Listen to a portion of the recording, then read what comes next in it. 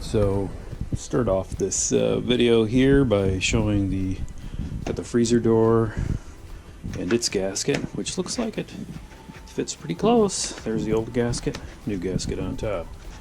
Then this is the door gasket, and we've got our adhesive here, which I should probably put in front of the heat lamp, get that nice and warmed up. Just trying to keep things fairly warm here. Got my removal of old gasket installation and removal, or removal and installation. There's installation, removal. So we're on that. Wanted to let people know early on before I kind of hook up the faster paced part of the video. But the first one is that you cut a corner out, and these old gaskets actually extend in behind this plastic door panel. So the problem is, if you just try to yank this thing out, you'll wind up damaging this interior plastic door panel, which I'm sure you don't want to do. And so what they recommend is that you kind of cut at an angle to get this thing out. So you kind of have to pull up on the gasket a little bit. I got to do a lot of this stuff two-handed. So I'm just going to speed up the video a little bit. You also see too, there's a magnet all the way through this. You can see this on the piece here, and it runs all the way around. That's supposed to help keep the door shut or hold the seal. Obviously, when the seals are as bad as this, they don't do much of anything. But I did want to show that it is somewhat magnetic, as you can see here. Not great, but it is there.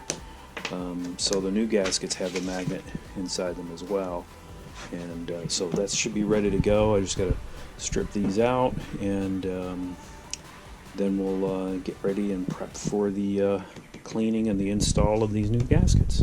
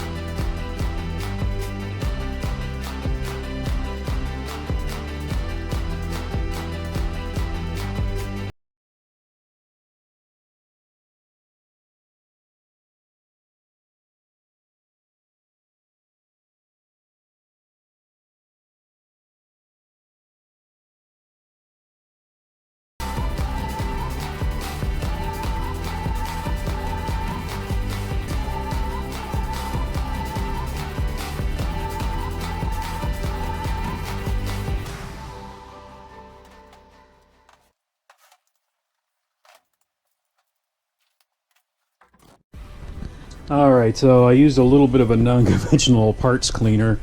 It's a little bit caustic on the plastic. You got to be so careful, but it does clean things off. I'm not going to say you have to use this, but use some sort of cleaner of some sort. Make sure the plastic is clean. If you leave this stuff on too long, it'll literally eat into the plastic. So you got to be real careful with what you're doing. So you can see here, I tried it two different ways. One was taking all the paper off and sticking the entire gasket on pretty much at the same time.